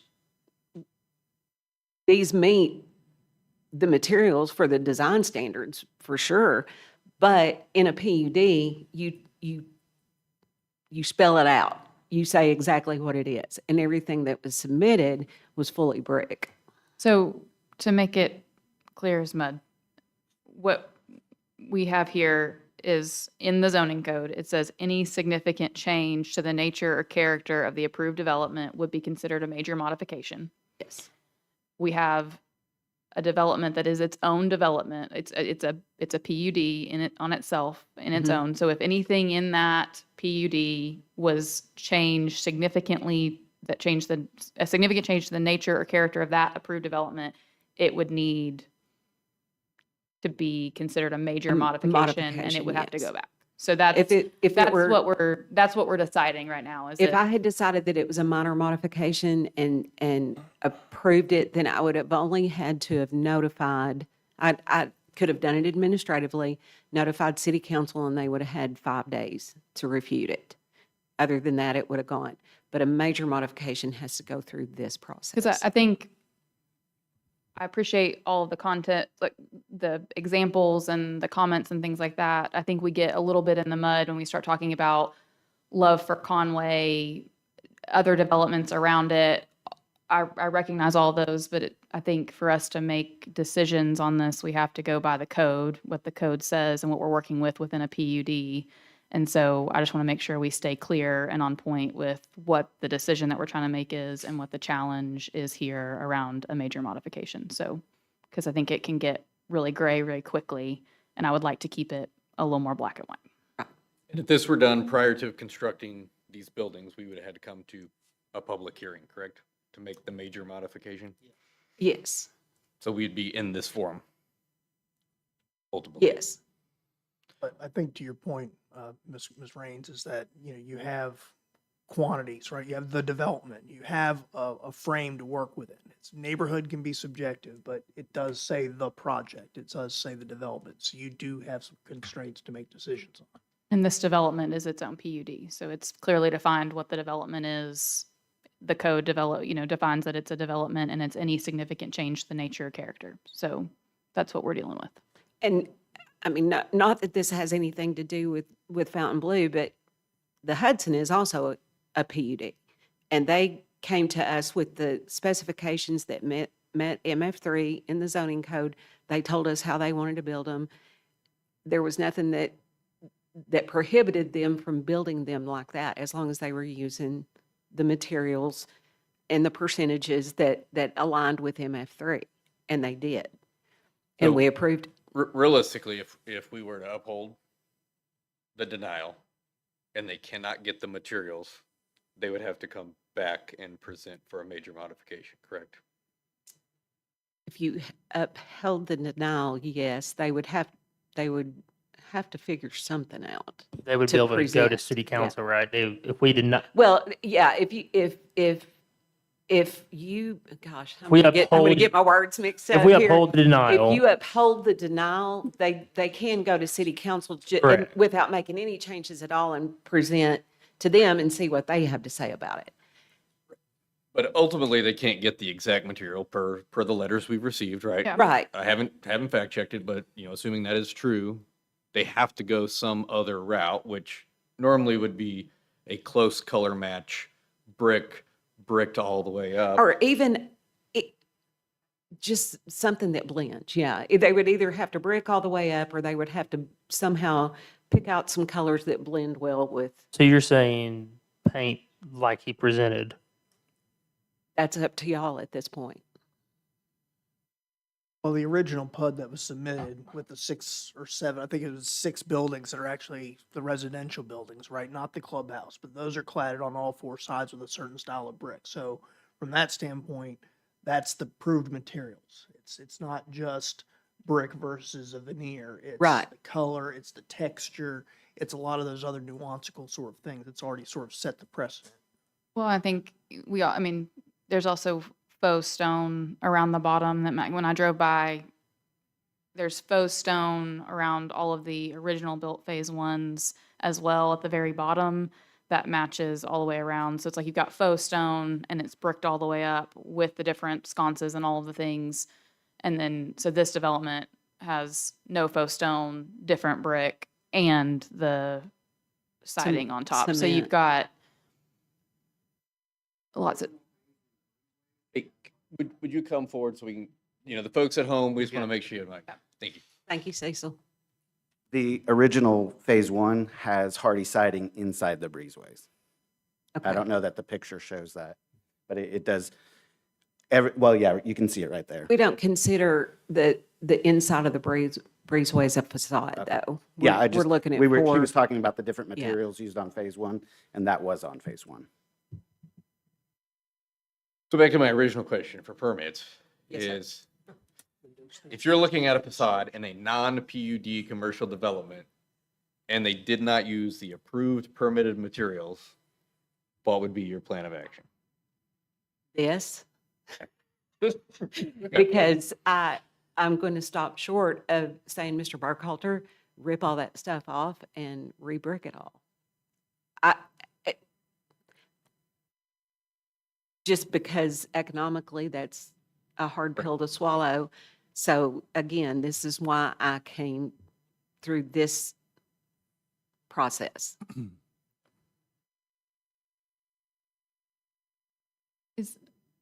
We are not in commission. We are still open if you've got questions for the applicant. well, I Yeah, guess, one of you guys go first. I would like to see what other proposals y'all have to correct the action. Were those the two options that were on the board that you presented? Are those the only two options that you're presenting? Or do you have more options? For tonight, those are the two. I talked to Ann Thursday. We scrambled and got those panels built. And as I mentioned when I was up here, we're open to other colors. We're open to, optimally for my client, it would, like Ann said as well, we would prefer not to have to tear all the brick and the siding off and start afresh. We would hope that we could come up with something. And as she mentioned earlier, we're open for your conditions, which, in my opinion, that's what that would be. And I don't know if we'd also hope, well, I won't say we'd hope you wouldn't table it if it gives us opportunity to fix something that you would approve, then that would be okay. But as Mr. Burkhalter stated, that they're going to start losing people, and it's a little harder to rent something when somebody says, "Well, I was ready to move in," and something happened and can't move in. But we are open to other suggestions. So in this phase, it is all residential buildings. There are no community buildings. Correct. In this phase. This phase uses the phase 1 community buildings, pool, Correct. facility, all that. Correct. Is there any difference in the rates between phase 1 and phase 2? I don't believe so, no. They're $100 higher. People in phase 1 have contracts. So Is the one landscaping thing- and everything else, I'm sorry. does landscaping match phase 1 to phase 2? Yes. Is landscaping completed for phase 2, or it's just planned to be the same as phase 2, as phase It's 1? planned to be the same as phase 2, right. If I could just go one step further and say something I didn't get to say earlier, only take me a second. As I mentioned, I've been doing apartments for about 40 years, and through that time, I've dealt with a lot of owners, a lot of leasing companies, and one thing that I have learned is that there are three basic things that people are looking for when they're renting an apartment. And coming from an architect, this is hard to say, but you draw people in somewhat from the initial view of the building. But what people are more interested in are the interiors of the apartments, the amenities, and if you've read any rental stuff lately, they put amenities over everything. But and then the third is safety. This is a completely fenced and gated community. We're trying to bring, as John said, I grew up here. The neighborhood this is in has, in my long time of not living here, has deteriorated somewhat. The central landing thing was a great idea, and I think it's working. You're drawing people in there, and we want to be a good neighbor. We want to be a good economic factor for the city of Conway. Y'all are going to get some tax dollars off of this. So again, we want to do what we can do to make this work. So you said the brick was discontinued from the Yes. original phase 1? Yes. Who's the supplier?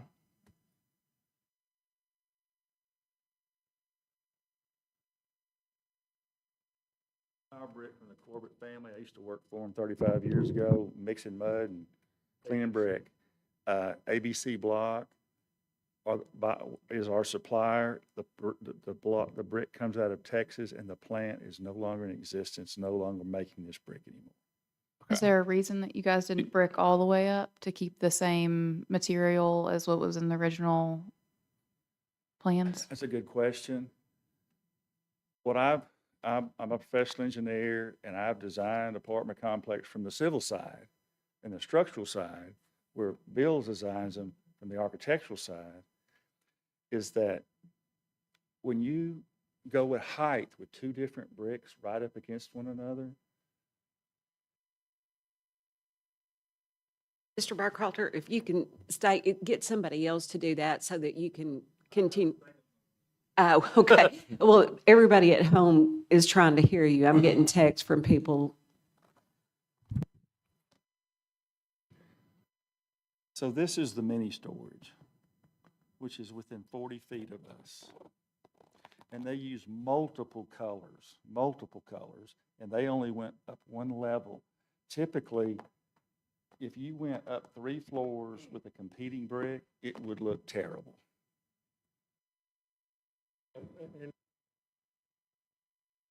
Let me expand on that a little bit. It's better to go farther away than to try to get pretty close, because people notice the pretty close a lot more than they do what we did. And that was part of the idea, was let's not try to make it look like we got close. And John said we were pretty pleased with the initial because of all the different colors in that. I mean, you can look at the picture and see how many different colors in that brick there are. We couldn't get a blend that was anywhere near that mix of colors. And so we just chose to try to do something else. I guess my question is, if you're going to use a different brick, right, on the bottom portion, if we were going to go with a different color, it's going to look different, right? Like, not try to match the brick exactly, but why didn't we just go all the way up with what was planned with, you know, I mean, there's two bricks either way. Well, we didn't want to use all black to start with. It would make too big of a statement. And this is when you look at the back of the clubhouse, what you see. A lot of granite, salt and pepper granite, a lot of grays, a lot of blacks. Over here, you can see other brick. Didn't want to compete with one another. Okay. At height, it would not look good. I had a question for John.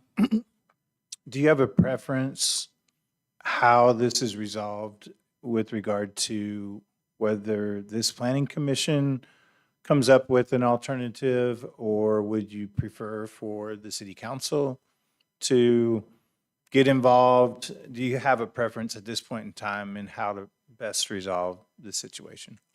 Well, as you probably know, time is not my friend. And it's a $90 million project.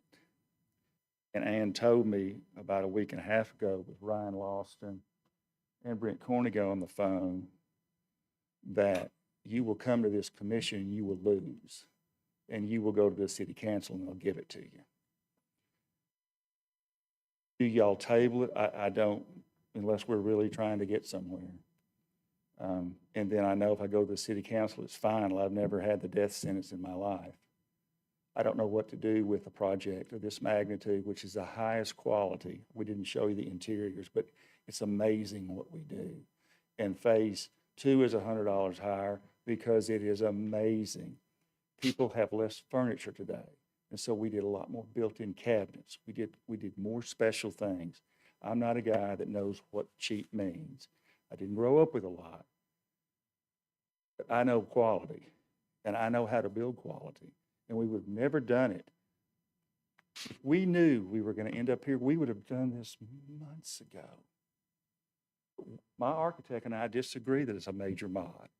And Ann said, she goes, I could say it's a minor mod, but if I push it to a major mod, y'all have to vote on it. But she's also told me that you're going to vote no. So I'm going to clarify that statement in just a second, y'all.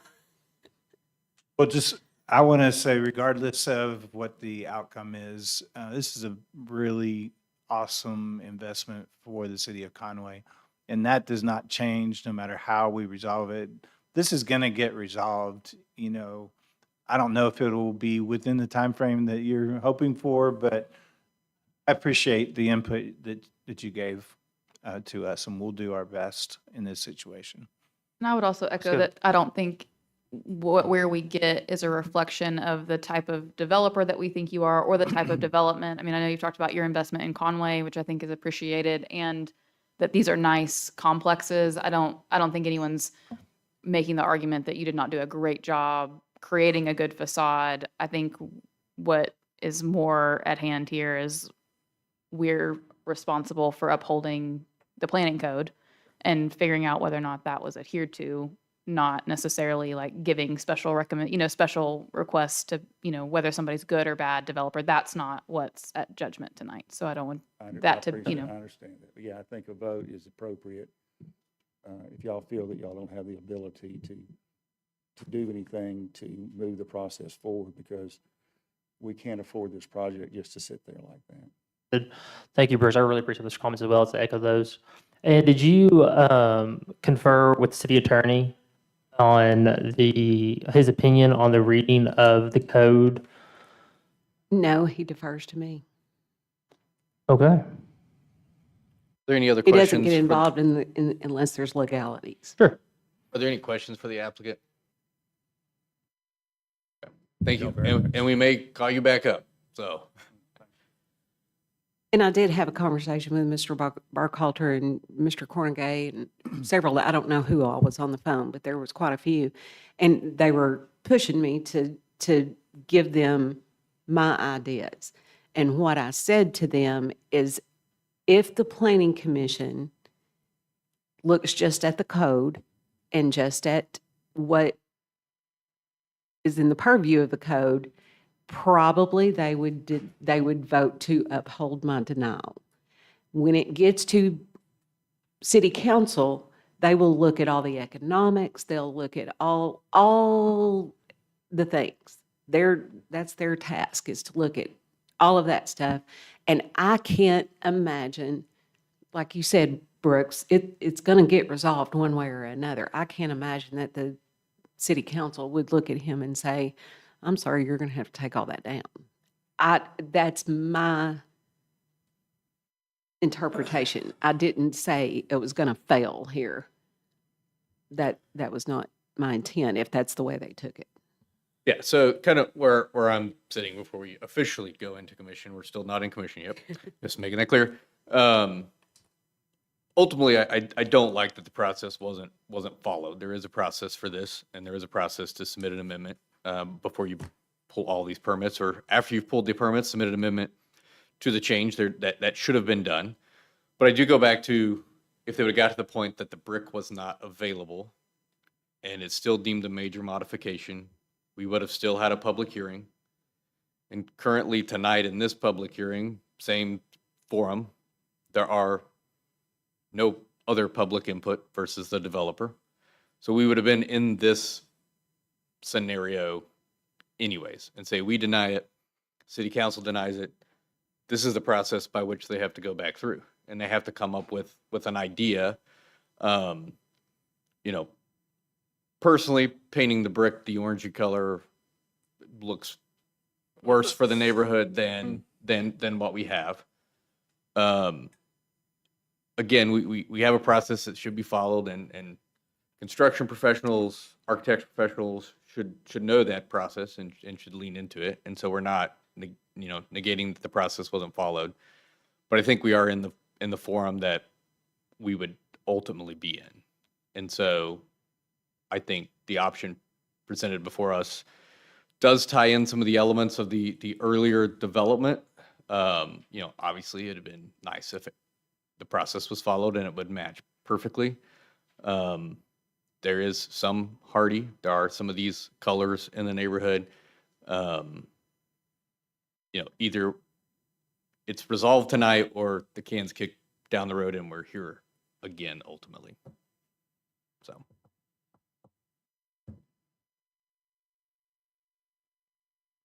Anybody have any other comments or questions for the applicant? I would just agree with that. I wish the process would have been followed, but I don't think it's in anyone's interest to continue this project and then ultimately the site continue under construction. I personally know people that are trying to rent there, not able to move in, or calling other landlords in the city. Like nothing positive happens when we have a development that sits not continuing. That's not good for Conway. That's not good for anyone. So I'm not a construction expert, so would deem to the people that know best of what will look good, but I would not like to see this continue. I would like for us to come up with some resolution. Was there a pattern book submitted? No, and I don't have one handy. Does the applicant know if a pattern book was ever submitted?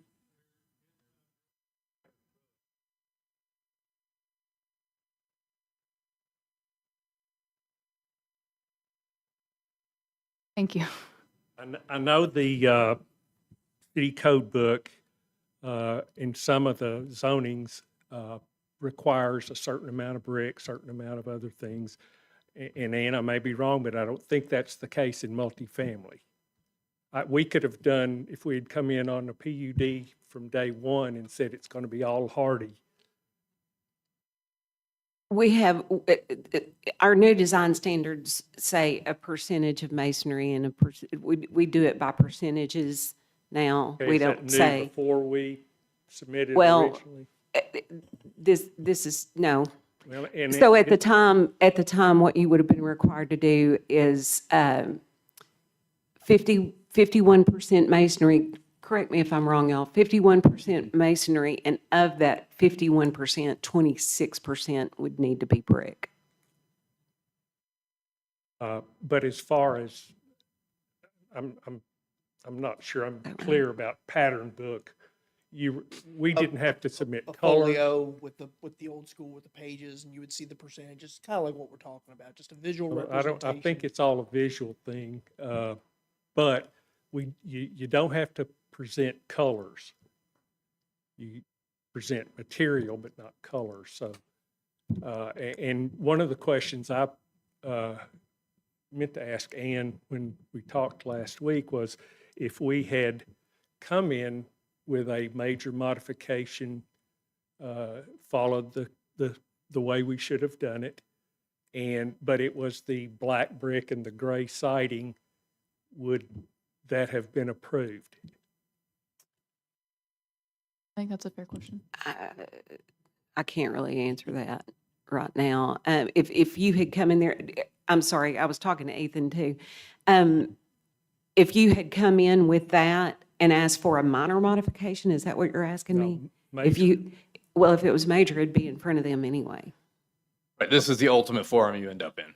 Okay. And that's what I was getting at earlier.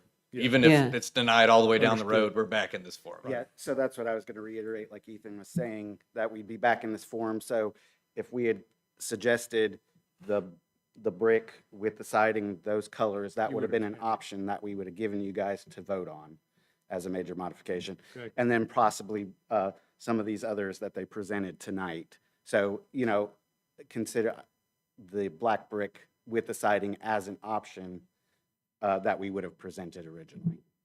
In that situation, would we have seen an approved colors, or would we have been, We would see the renderings that they would they permitted. be tied to those colors? In what we were approving, or would it have just been like the elevations, like what we saw? It'd been the elevations. Likely there is no requirement for them to provide a book. Yeah, in so site development review. really, we're just talking about what was in the elevations. So they would have presented elevations, we would have approved that. And so technically, they could have bricked the whole thing in black brick. Like, there was never a requirement for it to be the same color brick. What we're talking about is elevations had brick all the way up, and then instead we used other materials. Well, or actually, elevations had stone at the bottom and then brick, and instead we have no stone, brick, and then hardy board. Yeah, now the elevations could, I can't read them, but they could call out the specific colors and style of brick.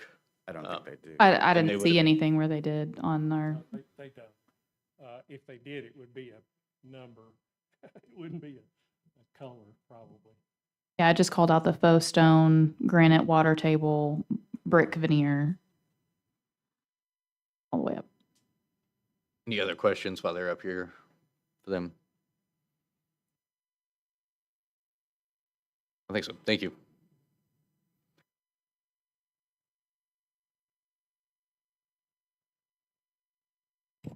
So hypothetically speaking, if we brought this into council and we set a condition that the developer would work with planning department on a reasonable color scheme while they continue to move forward with occupancy, would that be an agreeable resolution?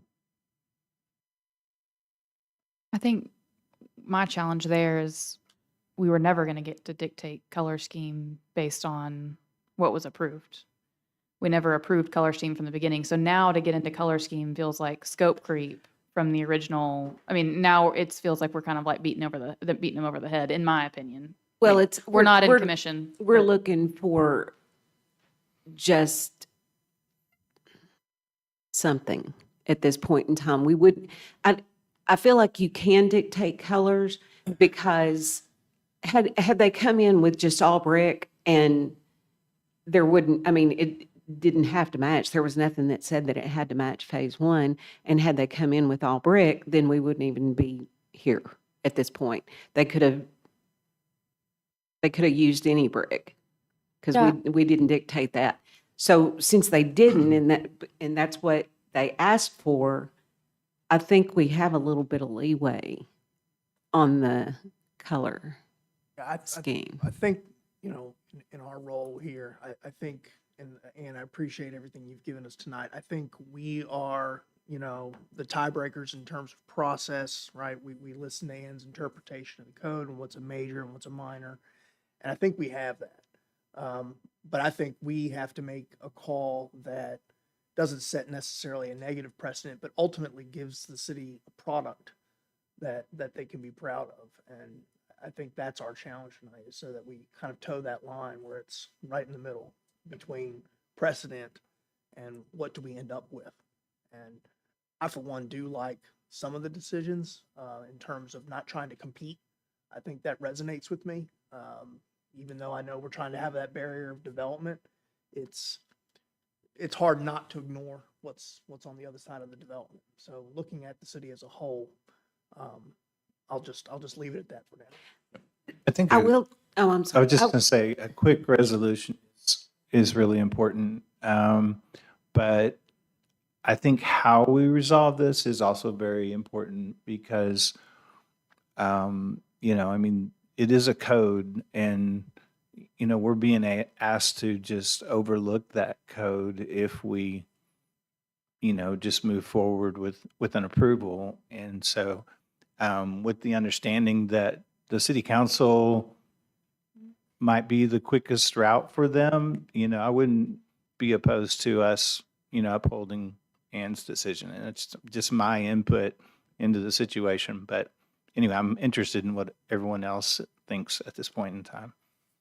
We uphold it. Does the city council have authority to add conditions? Or is that Yes. just planning commission? Okay, they can add conditions. And we could ask the developers to bring a comprehensive modification, whatever it's either as is or it's, we're going to make these changes, I think it could be more concrete as far as just not having some ideas floating, but actually proposed to the One of the council. things that I did propose to them early on is, can we call this out somehow as a different development? Maybe call it something different. Make it be two delineated developments. And because there's only one entrance and one exit, it's kind of hard to do. And they all use the same amenities. But they did offer to maybe erect some signage that said phase two, so that there's a little bit of break in the two. I don't know. That might be something that you would consider as well. Yeah, so as I think through this, obviously I don't like that the process is not followed. Very, very adamantly don't like that. But I go, if they would have followed the process and brought us this, would we have approved what is currently constructed as an elevation? Would we have approved it? Knowing that we can't get the exact brick and knowing that getting something kind of similar, does that look worse than something with some changes along the elevation? So I try to put myself in that shoes, because if we deny it, council denies it, we're back deciding. And so for me, we're in a place that, if this were before us, nothing was constructed, I think I probably would approve the elevation that's before us. I agree. And that's my opinion. Agree. Agreed. We're talking about details, materials versus process. I think that's what we're struggling with. That's what I was thinking, Kev. That's what we're struggling with. But I guess what's our purpose and the purpose of the planning code if it's not followed? I get, you know, like what's, as a commission, are we here to assume what we would have done if the process had been followed, or are we here to hold to a code that is clearly stated? You know, I think that's a big question I struggle with. If we have someone not following code, you have a major modification to a PUD, they don't follow it. This does set a precedent of if you don't follow, if you want to make major modifications to a PUD in Conway, then just spend a lot of money, develop it the way you want, go to planning, and they'll give it to you because we're pro-development and we don't want to make anybody mad. I mean, that's a scary precedent to set for me personally. Yeah, and ultimately, I mean, that's the mindset when I first read it that I came in with, and thinking through what the process would be and would have been, and I think if they came in with a purple building, right? That's fair. Ultimately, we would have said, hey, no, but coming in with, if the brick was still available, I think we would absolutely say no. And we do have letter from the supplier. Again, I did not call the plant that doesn't exist anymore to see if it doesn't exist. And I agree. I think there is a process, and ultimately we're in a public forum. I think Ann absolutely did the right thing, because if she would have approved it, then that is eliminating the public forum piece of it. But doing the process right gives a public piece of it. And are we correct? And they had to put signs out for this denial? Yes. So all the notifications were all the same as if they were going through a major. And, I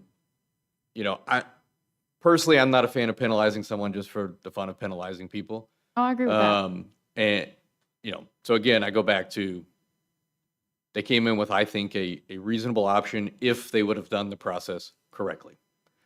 So again, I don't know that we're setting a precedent that, hey, come to the planning commission and they'll give you what you didn't apply for. And that's why I asked the building department the question of, do they even look at the facades? And I think we got the answer of no, they don't. And so what's the process outside of a PUD? This is its own PUD. It is bound. We had that discussion earlier. So I think that does consider us, neighborhood, maybe. And there are other buildings nearby.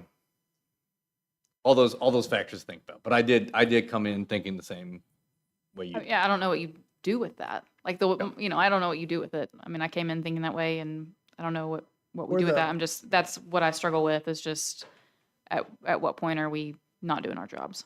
We're the non-governmental sort of appointed, citizen represented body. And I think just by having this dialogue on the record establishes that this is definitely not a precedent setter. I would make sure it's on record that this is not to set a negative precedent on the process. So if it's not on record already, it's definitely on record. So. Right. And I agree. And again, if brick was available, I think we would all, lean in a certain way. I can't speak for everybody's We mind. wouldn't have been here. If I could just quickly, this body gives variances. That's one of the purposes of the planning commission, is to, if someone comes in and asks for a variance, now we're a little far, but it's still the same thing. People come in and ask for a variance to the planning code, and if you think it's okay, you give a variance. So I don't, we don't want to be setting a precedence. We just felt like we weren't. And again, I'll mention that one of the things Ann seems to have issue with is the fact that it makes it look like a different project. But if there's a sign out front, there's one way in, one way out, and you drive past these buildings and then you get to the back part, and you're still in the same piece of property. You've not left anything. It's still the same piece of property. And it kind of goes back to what I said about people looking at the outside. If you go into one of these apartments, phase 1, and one of phase 2 apartments, they are identical. And that is what people rent apartments for, it's not how beautiful it is. Again, that makes me sad to say that, but it's true. Thank you. And I understand that, and I do think our planning director did the right thing. Great. Bring it into a public forum. I think it is the correct option. Don't disagree with that. And so, any other questions for him? Well, I have a question for us. So we got three options: table for 30 days, right? Number two, we can impose conditions, no vote, override, and denial. Or we could vote yes, which goes with the denial. And at that point, we denied it. They have the right to appeal to council, correct? Once it goes to council, they can then, you said, and they can kind of factor in everything, economics, and just, they can look at it from a holistic standpoint. Is that correct? Yes, sir. Okay. I personally see no benefit in tabling it because we're not allowed to speak. No one's allowed, other than the staff and the applicant are the only ones allowed to speak to each other. We can't go have some 6-hour meeting, right? So I see no purpose. We'll just end up back here in 30 days, still looking at each other saying, what do we do? So, I think that would be unfair. yeah. I think we take action one way or the other. Agreed. I think we're all in agreement with that. So in that, we will bring it into commission officially. And regardless of how the vote goes, we're grateful for your investment in the city. Want you to know that. Obviously, we are looking at a lot of factors here. There is a process that should have been followed, and we are not setting a precedent one way or the other. We are in the public forum and following that process. So, does somebody have a motion? Can we have a reminder of how the votes work? If you make a motion in the affirmative, you are upholding the denial. I would make a motion how did I write this down? Let me look at it, make sure I'm not telling y'all to right. uphold your denial. Okay, motion should be made in public. So a motion to approve the denial would be a yes vote. Okay? And a no vote would be to overturn my denial. So you're allowing them to move forward. Our motions are always in the affirmative. All motions are always in the affirmative. And then a yes vote upholds your denial, a nay vote. A yes vote sends it to council, a no vote stops it here and allows them to move forward. Thank you. The yes vote moves it on to the council faster than table or. Right. We can't table now. We're Yeah, I officially think at- we're, yeah. We're tabling. We've taken tabling off. So We've tabled if we tabling. uphold her denial as a yes vote, then they have the right to rip it off the building and do it per the plan or appeal to city council. And then if we vote no, then we are approving the modification as built. So question, is this one of those times where we all go around and individually do it? Yeah, I think it's gonna be one of those times. Yeah, we're gonna. Probably so. So we can count properly. The Yes, we first will do that. one. I think that's guaranteed. So we will need a motion, and again, the motion should, Well, it'd be an affirmative. Before we get to that, I know you said we could add conditions. If we vote no. So your against motion would denial be, to where it stops here. I was wondering if anyone had any conditions to vote no. I do not at this time. I don't. I think the painting the brick option looks Horrendous. worse for this. Yeah. The orange is a no for me. Yeah. No, it's Would someone like to kick us off? I'll with make a motion in the in the affirmative? affirmative to approve Ann's denial. And then we're going to I'll vote. second that motion. Okay. And then we will do a roll call vote. So if we vote for this right now, If you vote yes, you are upholding it, and they cannot get a TCO okay. And it goes to council if they appeal it. if they appeal. Correct. All right, Alexander, would you like to call the roll? Ethan Reed, No. Alexander Bainey, I vote no. Mark Ferguson, Yes. Jensen Tilkey, no. Brooks Davis,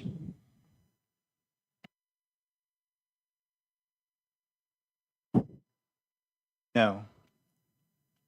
Keena Haygood, Yes. Cassidy Cook, Yes. Kevin Gambrill, Grace Rains. Yes. Okay, we have 4 yeses, 1, 2, 3, 4, 5 noes, so the denial is overturned. Good job, council. Right, we will move on to our next. Any items as decided by the commission or staff? No, this is all we've talked about for weeks. And we don't have anything else. Well, on that, we will take a motion to adjourn. Motion to adjourn. Second. All right, we are adjourned.